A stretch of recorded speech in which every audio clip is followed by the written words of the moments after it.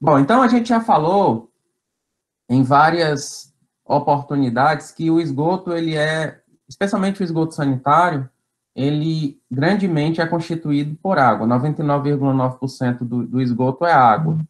Então, é por esse motivo que a gente utiliza nos projetos aí todos os dados de densidade, viscosidade da água.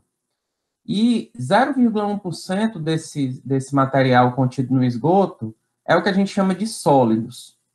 Esses sólidos, por sua vez, eles podem estar em três faixas de classificação, a depender do tamanho da partícula, que a gente vai discutir um pouco mais para frente, né? O que são sólidos dissolvidos, os sólidos em suspensão e um sólido, um material intermediário, né? As partículas intermediárias, que nós chamamos de colóides, que tem ali uma dimensão entre as partículas, né? Dissolvidos, os sólidos dissolvidos e os sólidos em suspensão.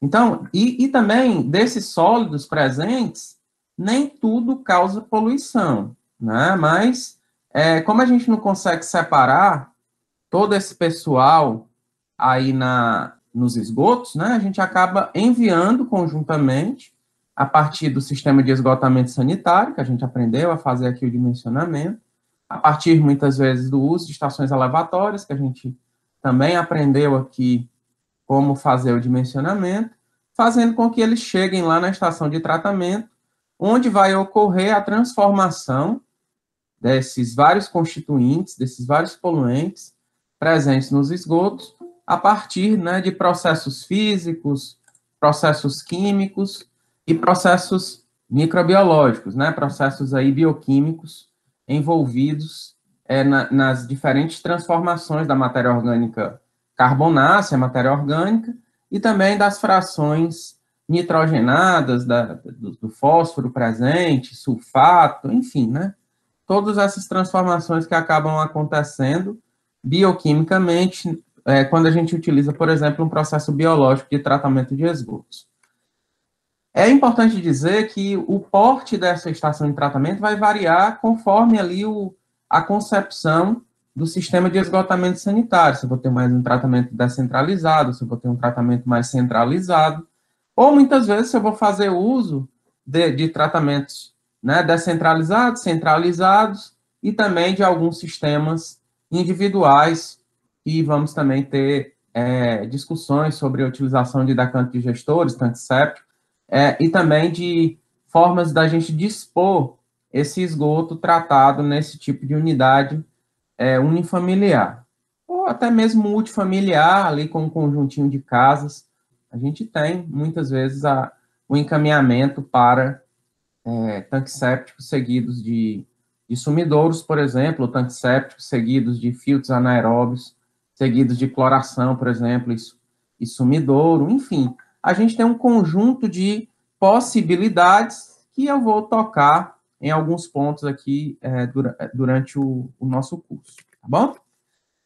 Uma coisa que é importante, gente, é que esses constituintes, essas impurezas presentes nos esgotos, elas podem ser subdivididas, né, em três grandes grupos, que conferem determinadas características físicas, químicas e biológicas ali aos esgotos. As características físicas são mais relativas ali à presença de sólidos e gases. Esses sólidos e gases vão ser avaliados a partir de alguns parâmetros mais simples, né, ali de determinação. Por exemplo, os sólidos totais, os sólidos suspensos, como a gente vai ver, sólidos sedimentáveis, enfim, cada uma dessas formas tem um método de determinação laboratorial, ou muitas vezes em loco, que a gente vai entender a constituição do esgoto. Se ele é um esgoto mais rico em matéria orgânica, em nitrogênio, em fósforo, em material em suspensão, enfim, a gente ter esse raio-x ali dos esgotos que são a partir desses parâmetros de qualidade de água. Então, um laudo, né, um físico-químico e microbiológico de esgoto, fazendo uma analogia como se fosse um hemograma da gente.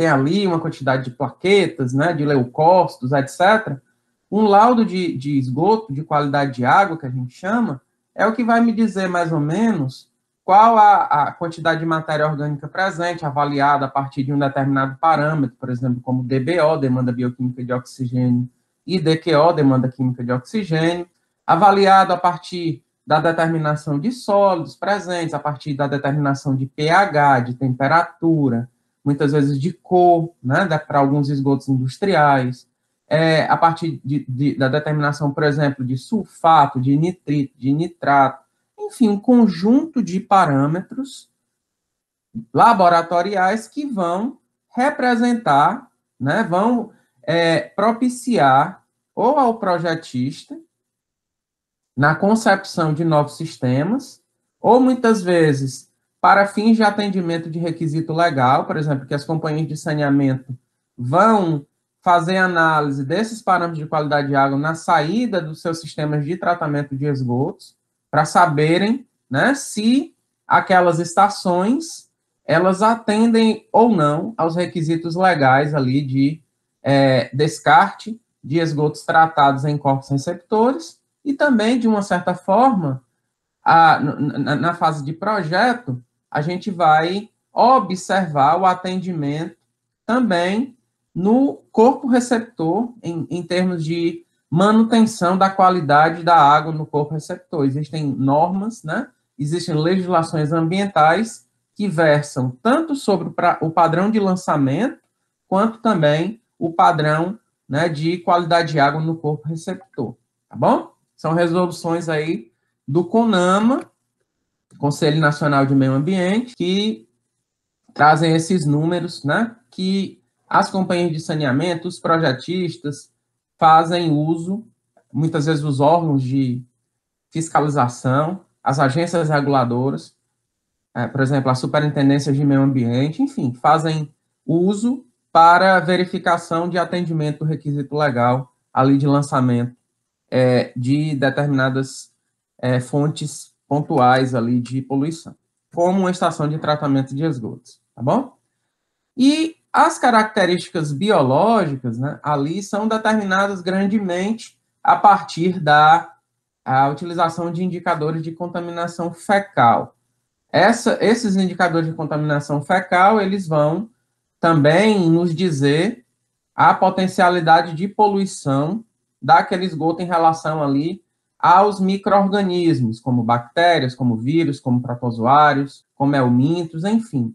Eles vão revelar a maior ou menor probabilidade, né, de aquela amostra de esgoto conter esses vilões ali que de fato causam as diversas doenças na população. Por exemplo, a gente vai ver que um indicador de contaminação fecal, que a gente utiliza na maior parte das vezes, as bactérias do grupo coliforme, elas em si, elas são não patogênicas, mas como elas estão grandemente presentes no trato intestinal humano, elas são indicadores de aquela amostra de água ou de esgoto conter esses vilões que causam ali diferentes doenças. Por exemplo, a bactéria que causa a febre tifoide, ou a febre paratifoide, o vírus que causa a hepatite A.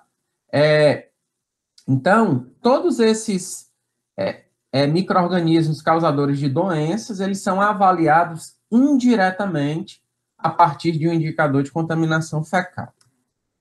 Então, esses esgotos, né, esses sólidos ali, 0,1%, por exemplo, eles acabam chegando no esgoto a partir de algumas fontes de poluição dentro da casa, né, por exemplo. Ou seja, quando eu uso um banheiro, aquele material fecal, aquela urina, acaba, juntamente com a água ali de descarga, se dirigindo ali ao tubo coletor que vai chegar lá na estação de tratamento. Se eu uso um detergente na cozinha, se eu uso um sabão ali no tanque de lavar roupa, enfim, todos esses constituintes que a gente chama, areia, que eventualmente entra no ralo ali do banheiro, ou que acaba adentrando num posto de visita, ou adentrando na tubulação a partir de uma imperfeição na tubulação, a partir da água subterrânea, enfim. A gente tem a entrada desses vários constituintes presentes ou nas fezes, ou na urina, ou em detergentes, sabões, óleo de cozinha e outros, que vão conter ali, por exemplo, material fecal é rico em matéria orgânica, é rica em nutrientes. A urina é rica em nutrientes, grandemente. O material fecal contém a maior parte dos micro-organismos patogênicos, né? Então, o sabão ali vai conter ali surfactantes, né? Que vão conferir determinadas propriedades ali aos esgotos, tá bom? Portanto, gente, esses constituintes originados a partir de determinadas origens aqui vão conferir essas características ali dos esgotos, em termos de DBO, de DQO, de nitrogênio, de fósforo, de micro-organismo patogênio, de sulfato presente, né? Muitas vezes o constituinte, ele acaba vindo na própria água que a gente acaba utilizando. Por exemplo, o sulfato, já que chega nos esgotos, já é muitas vezes proveniente da própria água que a gente utiliza, que tem um sulfato ali na própria constituição e que muitas vezes, nas estações de tratamento de água, com a utilização de produtos químicos, como, né, o sulfato de alumínio, por exemplo, esse residual ali de sulfato acaba indo junto com a água. A gente acaba utilizando e esse sulfato acaba indo para os esgotos. Portanto, esses compostos, esses constituintes, precisam ser removidos na estação de tratamento, muitas vezes somente uma parte dos constituintes, porque para você remover todos os constituintes ali, né, muitas vezes os investimentos são extremamente elevados e muitas vezes os constituintes, alguns desses constituintes, não têm um determinado limite imposto nas legislações ambientais, ou muitas vezes os valores que são encontrados nos esgotos sanitários, por exemplo, já são abaixo dos valores presentes nas legislações ambientais para descarte em um determinado corpo de água, tá bom? Então, essa composição dos esgotos, né, se a gente fizer um raio-x, a gente vai analisar, a partir de parâmetros de qualidade de água, esse conteúdo orgânico, né, qual a quantidade de matéria orgânica presente, ou seja, quanto maior a quantidade de matéria orgânica presente, maior é o grau de poluição que uma determinada água residuária pode causar no meio ambiente, né? Por quê? Porque o aporte dessa matéria orgânica em um corpo de água, por exemplo, em um rio, vai fazer com que os micro-organismos aeróbios existentes ali naquele rio queiram degradar essa matéria orgânica que chegou, consumindo o oxigênio presente. Então, o que vai acontecer é uma diminuição, uma depleção, que a gente chama, né, da concentração de oxigênio dissolvido naquele corpo de água, e muitas vezes esses níveis são maiores o consumo do que a reposição do oxigênio dissolvido a partir, né, da fotossíntese e também algal, né, e também a partir da reaeração atmosférica, tá bom? Muitas vezes a gente avalia, como eu falei, nitrogênio e fósforo, mas no nitrogênio e fósforo existe um conjunto de parâmetros físico-químicos ali utilizados para a determinação do conteúdo de nitrogênio amoniacal, de nitrito, de nitrato, de nitrogênio orgânico, tá? O fósforo da mesma forma, né? Se o fósforo vai estar na forma mais orgânica, na forma mais inorgânica. Os sólidos, qual a quantidade de sólidos que acaba sendo capaz de sedimentar, qual a quantidade de sólidos mais ligados à questão da matéria orgânica ou matéria inorgânica, tá bom? Tudo isso qual o tamanho da partícula ali presente, grandemente, tudo isso a gente avalia a partir da determinação das várias frações de sólidos. Os micro-organismos patogênicos, a partir de indicadores de contaminação fecal, grandemente, ou se a gente está pensando na questão de reuso, existem também alguns indicadores microbiológicos mais indicados, por exemplo, a presença de ovos de helmintos, juntamente com a determinação da concentração de coliformes termotolerantes ali presentes naquela amostra. Metais pesados, principalmente para águas residuárias industriais, esgotos sanitários normalmente contêm baixas concentrações de metais pesados, e esses metais pesados são importantes, muitas vezes em baixas concentrações, para os processos biológicos ali de oxidação, de remoção desses constituintes orgânicos e inorgânicos. Sal, presente normalmente em baixa concentração.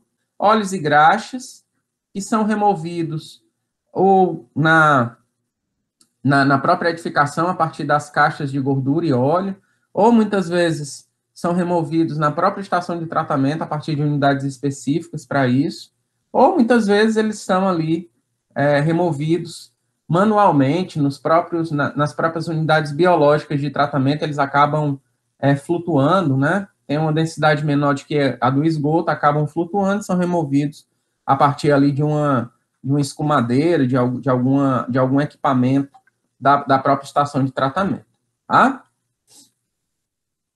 Beleza, então a gente vai grandemente aqui, pessoal, dividir essa nossa conversa em 3 blocos de poluentes, que eu estou chamando poluentes físico-químicos, mais convencionais, utilizados ali nos laudos de qualidade de água, né, laudos de esgoto, e também poluentes microbiológicos e alguns compostos que cada dia mais vem despertando o interesse aí de monitoramento, de avaliação da remoção em estações de tratamento, e também do comportamento desses poluentes, micropoluentes emergentes ou contaminantes de preocupação emergente, como a gente vai discutir mais para frente, que são avaliados muitas vezes aí na água de abastecimento, nos mananciais, porque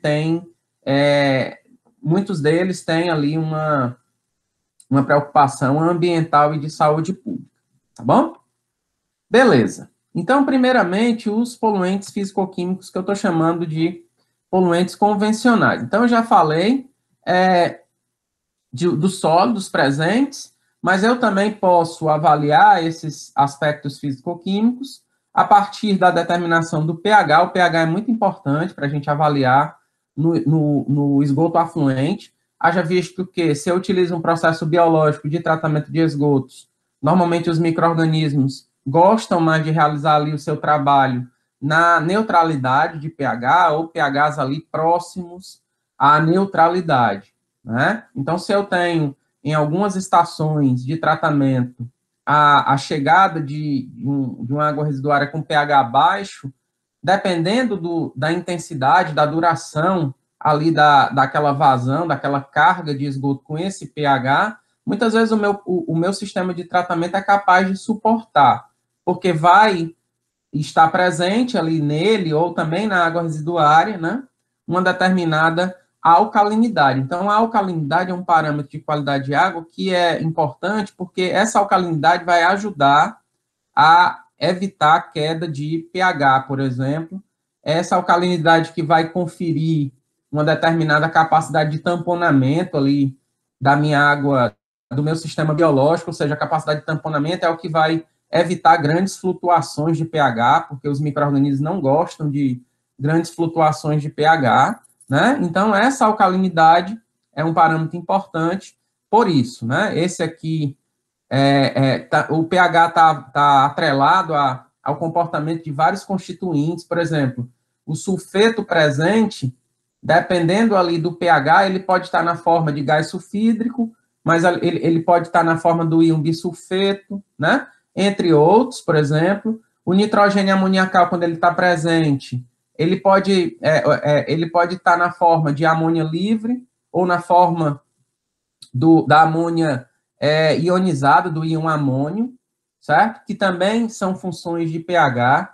O pH do meio interfere, por exemplo, na mobilidade de metais presentes, ali que muitas vezes são absorvidos na biomassa, né, microbiana, ali presente nas estações de tratamento. Portanto, são parâmetros extremamente importantes de determinação. A temperatura também, não só da chegada do esgoto na estação de tratamento, mas especialmente a temperatura ali do teu sistema biológico de tratamento. Por quê?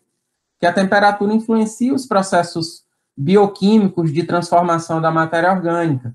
Normalmente, né, como a cinética de crescimento microbiano aumenta com o aumento da temperatura, ela é importante de ser conhecida. A temperatura influencia também as reações químicas, eventualmente ali, que estão ocorrendo na estação de tratamento, né? Não só uma reação bioquímica, mas muitas vezes uma reação puramente química que é afetada positivamente com o aumento da temperatura, né?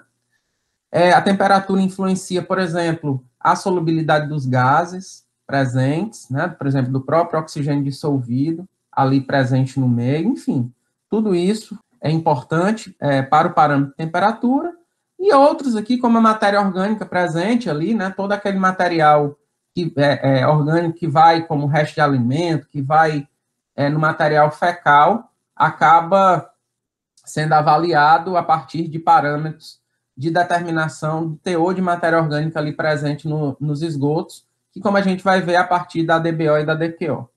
Os nutrientes, principalmente nitrogênio e fósforo, né, os quais são grandemente causadores aí de eutrofização e que, portanto, estão previstos na maior parte das legislações, alguns números aí em relação a nitrogênio e fósforo, e os compostos de enxofre, que também estão presentes nos esgotos, né, como sulfato, como sulfeto, que são macronutrientes, juntamente com o nitrogênio e o fósforo, portanto, interferem diretamente ali nos processos biológicos de tratamento, mas também representam um risco caso atinja um determinado corpo de água, que, portanto, a gente tem que avaliar qual a concentração desses macronutrientes, né, vamos chamar assim, ou desses elementos na saída da estação de tratamento.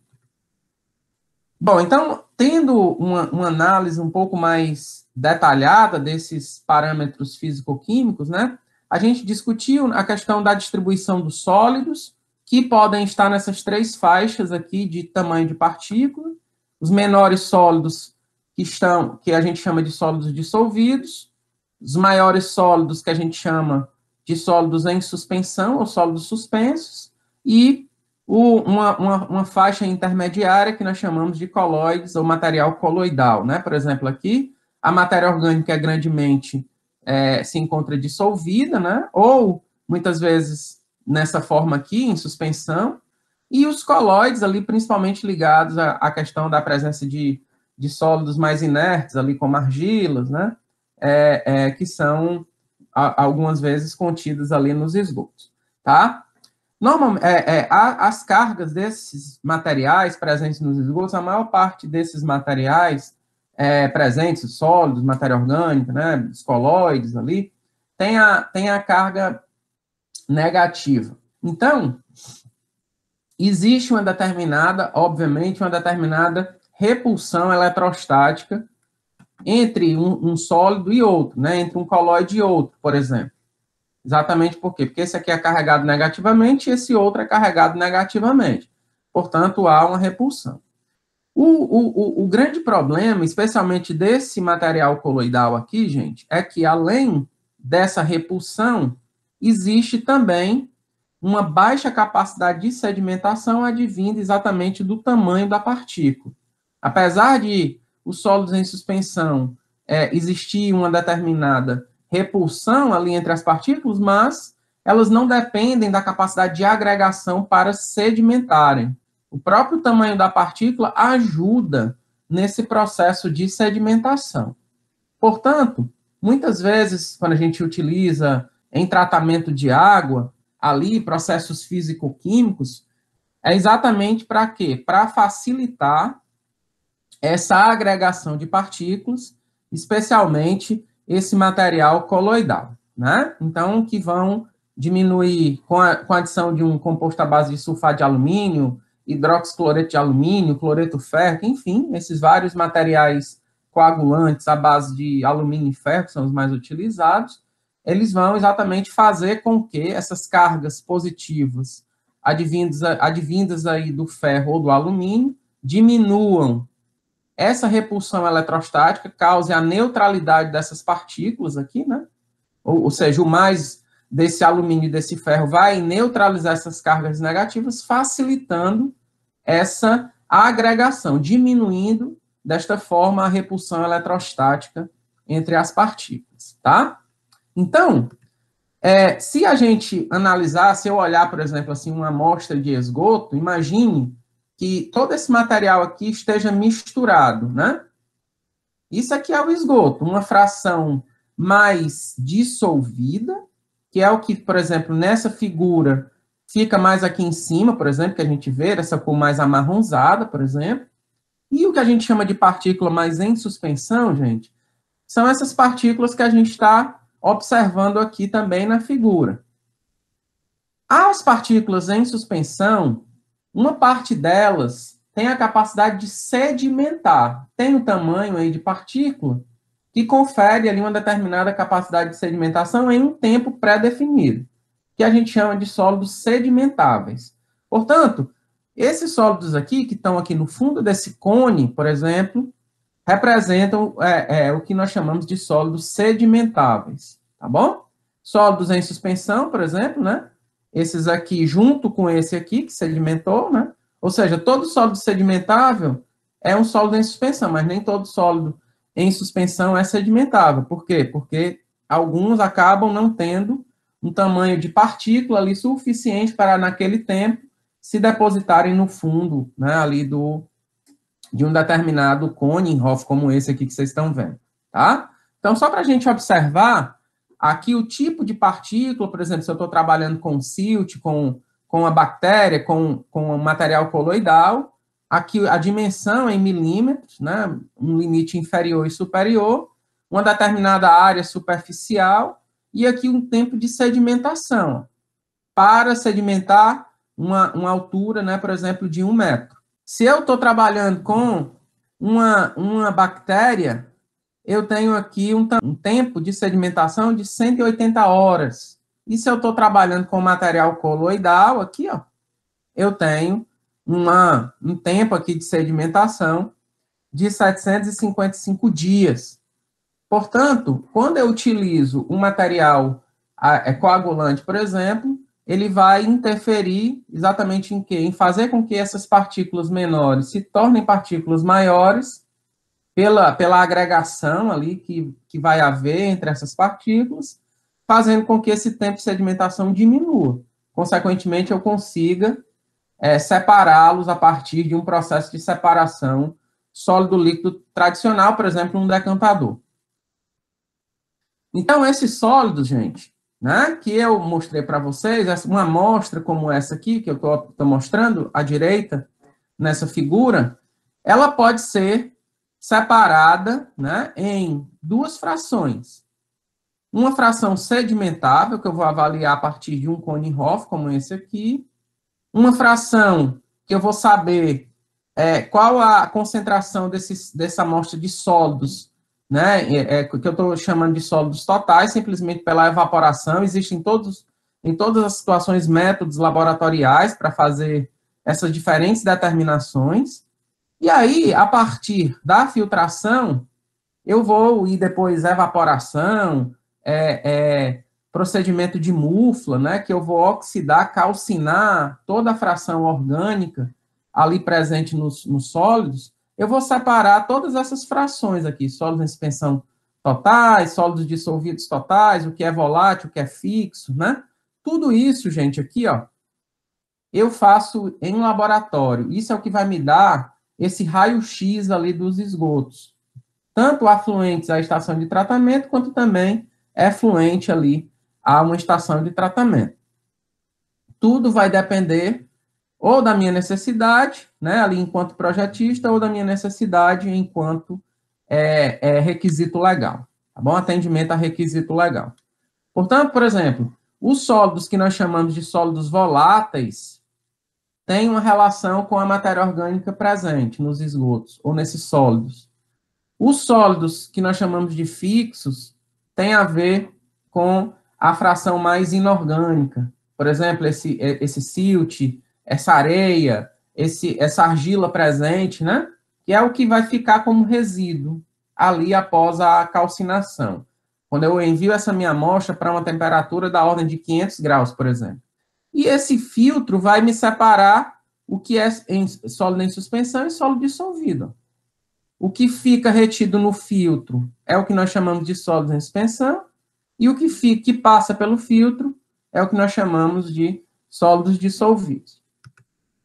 Bom, então outro parâmetro físico-químico importante, gente, certamente vocês vão ouvir falar bastante deles, é exatamente os parâmetros DBO e DQO. Então, o que é que vem a ser esse parâmetro demanda bioquímica de oxigênio, DBO?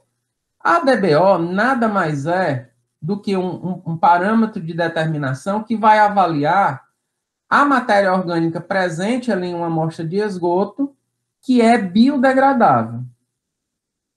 A DQO, por sua vez, vai analisar, vai me informar a quantidade de matéria orgânica total que existe em uma determinada amostra de esgoto. Tanto aquilo que é biodegradável, quanto aquilo que não é biodegradável, que a gente chama de DQO, né, ou de fração recalcitrante. Portanto, se a gente analisar a DQO total, ela é composta de uma DQO biodegradável e uma DQO recalcitrante. A DBO, por sua vez, vai analisar somente o que é biodegradável. Portanto, em termos de valores, sempre a DQO da minha amostra tem que ser superior à DBO da minha amostra.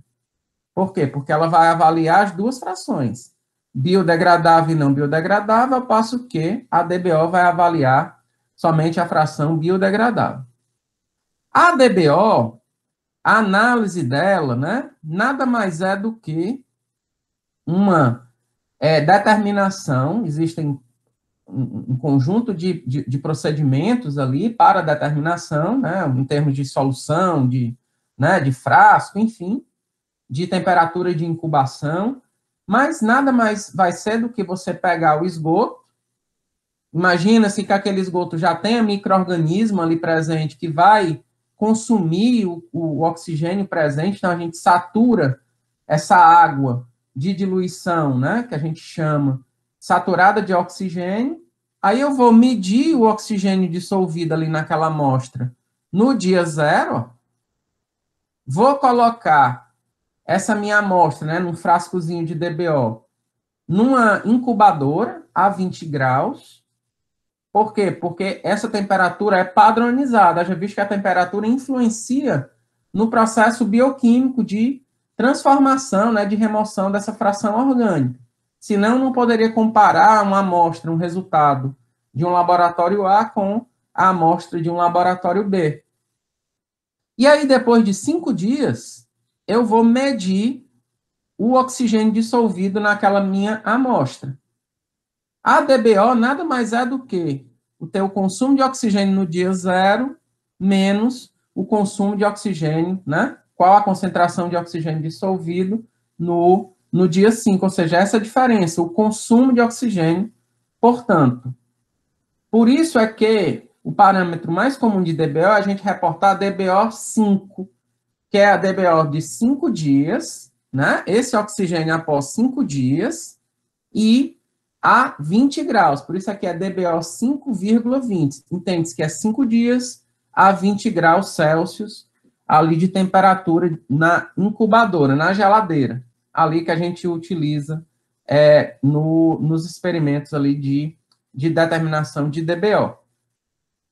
A DQO, por sua vez, ela é uma determinação que eu vou utilizar reagentes químicos que vão oxidar toda aquela minha matéria orgânica presente, biodegradável e não biodegradável. Tá? Então, em termos de tempo, aqui, no mínimo, eu vou precisar de 5 dias para fazer essa determinação da DBO, e aqui, em 2 a 3 horas, eu já consigo, né, fazer essa minha leitura, saber quanto é essa fração carbonácea em termos de DQO. Portanto, gente, A DQO, hoje em dia, ela é muito mais utilizada por essa facilidade, por esse tempo de resultado. Mas é sempre importante também da gente incluir a DBO para sabermos exatamente a característica de biodegradabilidade da minha água residuária. É importante que essa relação entre DQO e DBO não seja muito elevada. Por quê? Porque senão vai revelar uma grande quantidade de material recalcitrante, de material não biodegradável, né, de difícil degradação ali biológica. Portanto, muitas vezes indicando que determinado processo biológico não é o mais recomendado, que a gente deve fazer uso de outros tipos de processos de tratamento de esgotos, como processos físico-químicos, ali entre outros, ou combinação entre os processos físico-químicos e biológicos, tá bom? E a DBO, muitas vezes é importante da gente ter informação sobre essa DBO última, é a DBO em que o consumo de oxigênio, ele se torna, né, ali constante, né? Ou seja, não há diferença entre o consumo de oxigênio, a concentração de oxigênio dissolvido entre um dia, né, e outro. Portanto, a minha diferença aqui de DBO ela vai ser constante aqui, ó. Isso é o que a gente chama, gente, de DBO última. Ou seja, se eu analisar a concentração no dia zero e essa concentração do oxigênio dissolvido quando se atinge, né, essa parte assintótica aqui dessa curva, vai ser os maiores valores em termos de consumo de oxigênio dissolvido, né? Mas se eu pegar dias aqui seguidos, se eu analisar a concentração de oxigênio e fizer essa diferença, vai dar praticamente zero, né? Ou seja, atingindo-se essa parte assintótica aqui dessa curva. Essa DBO última é muito importante também, né, para fins de determinados estudos cinéticos de degradação, né, e também outras coisas que não vêm ao caso nessa parte aqui da disciplina. Portanto, é importante que a gente avalie a relação DQO-DBO, é importante que a gente avalie a relação entre DBO última e DBO5, e é importante também que a gente conheça um pouco as características dos esgotos, para eu saber exatamente que diluição vou precisar trabalhar nessas determinações. Por quê? Porque muitas vezes, após 5 dias, todo o meu oxigênio é consumido. Então, quando eu faço essa leitura aqui, o OD vai dar zero. Portanto, nessas situações, eu não consigo determinar qual foi a DBO, porque esse consumo de oxigênio pode ter ocorrido aqui, aqui. Então, eu tenho que repetir o meu ensaio com uma diluição maior, né, menos matéria orgânica, portanto, para que ao final do 5º dia eu consiga medir uma determinada concentração de oxigênio dissolvido. Certo? Beleza, então, se a gente analisar esses valores aqui de DBO último e DBO5, o que a gente observa é que a DBO em relação à amostra bruta e tratada é que quando eu estou trabalhando com a amostra tratada, eu tenho um valor maior aqui em termos de DBO último em relação a DBO5. Por quê? Porque a maior parte da matéria orgânica já foi, de uma certa forma, removida, e aí vai ficar aquela fração biodegradável, mas de mais lenta, né, de biodegradação. Portanto, eu aumento esses valores, assim como essa amplitude aqui dos dados, em relação aqui à minha amostra bruta, e a DQO, em relação a DBO5, né, de 5 dias, a gente também observa aqui um aumento, assim como da amplitude. Ou seja, da mesma forma, da minha DQO, o que é que vai acontecer? A maior parte da minha matéria orgânica vai ser consumida, tanto que vai diminuir a minha DBO, a fração recalcitrante vai permanecer, portanto, quando eu faço o quociente entre a DQO e a DBO, esse valor tende a aumentar, tá? Para esgoto sanitário, essa relação, ela é da ordem de 2, por exemplo. Obviamente que esses valores que eu vou falar variam muito em relação à proximidade da chegada do esgoto à fonte geradora de esgoto. Vai depender muito do uso da água, que vai diluir ou vai, né, concentrar mais essa matéria orgânica presente. Vai depender da contribuição de águas de chuva, que muitas vezes a gente tem cidades que chove muito, que acabam diluindo esses esgotos, enfim. Ligações clandestinas. Mas, assim, é importante que a gente tenha uma noção do número. Então, o DQO, a gente trabalha em projeto, normalmente com valores da ordem de 700, 800 miligramas por litro, e DBO da ordem ali de 350 a 450 miligramas por litro. E se vocês olharem nos livros textos, podemos ter flutuações aí desses valores. Portanto, né, relações DQO-DBO da ordem de 2, tá? E a gente tem também a avaliação desses parâmetros físico-químicos convencionais a partir, né, das transformações das frações nitrogenadas e fosforadas, né? Então, o nitrogênio que chega ali numa estação de tratamento, gente, que eu estou analisando aqui, ó, no esgoto bruto, ó, grande parte do esgoto que chega, a gente tem o nitrogênio na forma de nitrogênio amoniacal, na forma de amônia. Lembremos que essa amônia, nitrogênio amoniacal, é um somatório da amônia livre e amônia ionizada, né? O íon amônio. Então, e eu tenho uma fração que é uma fração orgânica de nitrogênio.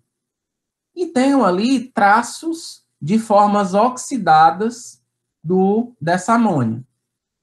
Quais são as formas oxidadas?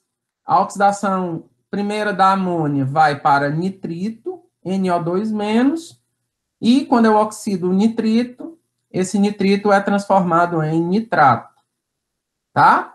Então, o que a gente observa aqui nessa figurinha ao lado, olha, o nitrogênio amoniacal, que eu estou chamando aqui, ó, de NH4+, quando ele é oxidado, portanto, na presença de oxigênio, nesse caso, né, ele vai ser transformado em nitrito. Isso é o que a gente chama de nitrificação, né, esse processo parcial. Por quê? Porque eu estou formando nitrito. E a nitrificação total, que é quando todo esse meu nitrogênio amoniacal é transformado em nitrato, NO3-. Isso é o que nós chamamos de nitrificação. E o que nós chamamos de desnitrificação é essa transformação do nitrato a nitrogênio gasoso, N2, e muitas vezes eu tenho, gente, uma desnitrificação via nitrito também, né? Alguns micro-organismos conseguem transformar esse nitrito aqui, NO2-, em nitrogênio gasoso, tá? Esse aqui é um processo que ocorre na ausência de oxigênio, e esse processo aqui é um processo que ocorre na presença de oxigênio. Micro-organismos aeróbios aqui, ó, e micro-organismos anaeróbios que fazem essa desnitrificação ou via nitrito ou via nitrato. E quando a gente tem ali um determinado processo de tratamento de esgotos, eu posso ter a transformação desse nitrogênio orgânico aqui em nitrogênio amoniacal, né, que é o que a gente chama de amonificação, e dependendo das condições ali, como presença de oxigênio, também de micro-organismos presentes, eu posso ter essas transformações desse nitrogênio amoniacal em nitrito e em nitrato. Tudo vai depender das condições ambientais, né, do potencial redox, da concentração de oxigênio presente ali no meio, tá? Então, a nitrificação, como eu falei, né, se a gente analisar essa transformação em um processo aeróbio, por exemplo, essa amônia vai ser transformada ali em nitrito, em nitrato. Como nem tudo é transformado, né, eu ainda vou ter ali uma fraçãozinha orgânica que não é amonificado, né, não é transformada em amônia, e uma parte da amônia que não é convertida ali em nitrito e em nitrato, tá? Então, isso aí é o que acontece. Esse balanço de nitrogênio é um balanço extremamente importante aí nos processos, né, de tratamento de esgotos. E lembremos que uma parte desse nitrogênio ele vai ser removido, né, simplesmente para que vai ser transformado em biomassa, né? Então, dos nutrientes que entram ali no processo biológico, dependendo de cada processo, ou ele vai ser transformado pela via assimilativa, ou seja, quando eu vou transformar, incorporar esse nitrogênio na biomassa, que a gente chama de lodo, ou eu vou transformar de fato, esse nitrogênio, né, ali na forma amoniacal, por exemplo, em nitrito e em nitrato, ou seja, quando eu, de fato, estou ali realizando uma transformação que nós chamamos de dissimilativa, tá? Beleza. O fósforo, da mesma forma, gente, olha, se eu analiso o fósforo total no meu esgoto bruto, esse fósforo, ele tanto vai estar na forma orgânica e na forma inorgânica. Quando ele está na forma inorgânica, ele está grandemente na forma de ortofosfato. Mas ele também pode estar numa forma mais complexa, né, como na forma de poli ou pirofosfato. Né? Normalmente, os micro-organismos, eles necessitam de que esse fósforo mais complexo seja transformado em um fósforo mais simples para a assimilação. Ou seja, esses fósforos aí eles sejam transformados em ortofosfato para a partir daí eles poderem ser assimilados ou transformados ali pelos micro-organismos presentes.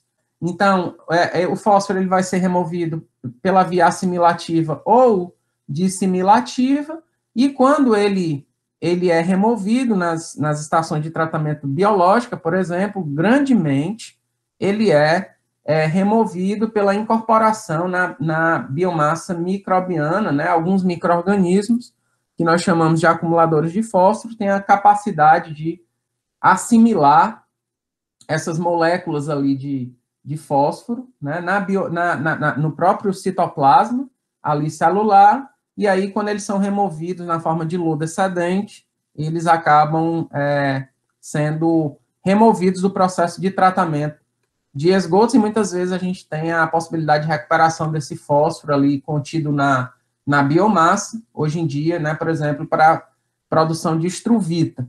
Estruvita é um mineral, né, que tem um apelo aí na agricultura, e é uma das formas da gente trazer esse elemento, né, esse fósforo de volta para o ciclo produtivo, né? Já visto que o fósforo, existem relatos aí, algumas literaturas dizem que em cerca de 100, muitas vezes 150 anos, pode ser que todas as reservas de fósforo na Terra sejam exauridas, que, portanto, a gente precisa repensar um pouquinho o ciclo desses nutrientes para a promoção aí da agricultura, né? Ou seja, a gente tem pessoas, populações cada vez maiores, e a gente pode ter no futuro um cenário aí de escassez hídrica e também escassez alimentar. Portanto, temos que rever um pouco, né, formas de reaproveitamento desses nutrientes. Beleza. E esse fósforo, ou na forma, como eu falei, orgânica ou inorgânica, também pode ser discretizado em fósforo solúvel e fósforo que vai estar na forma suspensa ou na forma particulada, né, como a gente mostra aqui nessa figurinha, tá? Bom, aqui é apenas para a gente mostrar para vocês, pessoal, né, que esses micro-organismos, eles estão aqui em diferentes formatos, né, ou na forma esférica, ou na forma mais filamentosa, ou na forma mais curvada, ou na forma mais cilíndrica. Eles estão grandemente crescendo em sintrofia, né? Estão crescendo junto com outros micro-organismos, muitas vezes ali, que ajudam nos processos metabólicos. certo? Então, por exemplo, um floco biológico de lodo ativado, eu tenho ali micro-organismos heterotróficos, que são aqueles que consomem matéria orgânica, muitas vezes junto com micro-organismos desnitrificantes, né, que também consomem matéria orgânica, mas ali estão atrelados à desnitrificação, e muitas vezes eu tenho junto ali micro-organismos nitrificantes, que na presença de oxigênio vão oxidar esse nitrogênio amoniacal em nitrito e em nitrato, então que são alguns exemplos, né, de nitrosomonas e nitrobacter, exemplos de micro-organismos nitrificantes, né, bactérias nitrificantes, e pseudomonas são exemplos, né, que é um exemplo de micro-organismo desnitrificante. E a gente tem ali o crescimento conjunto desses micro-organismos ou na forma de floco biológico ou na forma de grânulos em sistemas biológicos de tratamento de esgoto.